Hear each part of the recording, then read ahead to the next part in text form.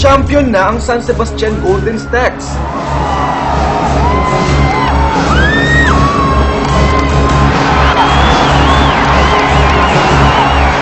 Napatunayan ng Stags na teamwork and defense wins championships.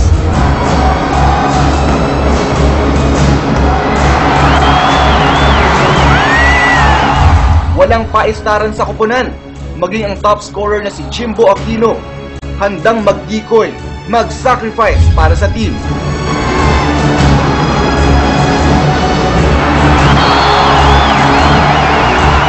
Si Calvin Abueva, inimpluwensya ng kanyang teammates sa energy at enthusiasm na dala-dala niya sa court. Parang nais niyang sabihin, hindi tayo pwedeng mapagod, hindi tayo pwedeng matalo.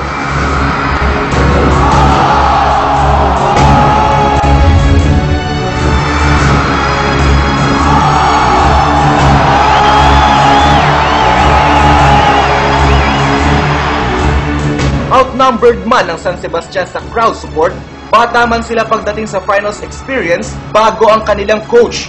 Karamihan sa Golden Stags ay mga rookie, hindi matatawaran ng puso, ang will para lumaban, para manalo.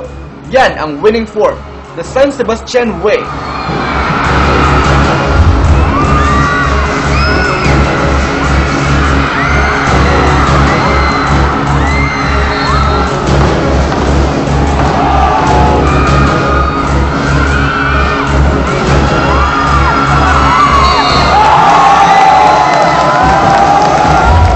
Dapat ma-challenge kayo. Point guard.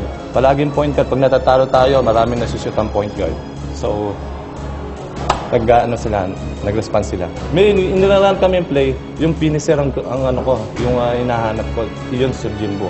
And, siyempre, pag nawala yung leader mo, parang nag-aano yung mga teammate mo, di ba? Parang medyo nagda-down eh. So, nandun sila, yung spirit nila tumaas. Kailangan, yung intensity natin, nandun. Sabi kong ganun, huwag kayong pa-pressure, wala tayong pressure because our goal nung una is to be in the Final Four. Eh ngayon, binigyan tayo ng pagkakataon, grab natin to.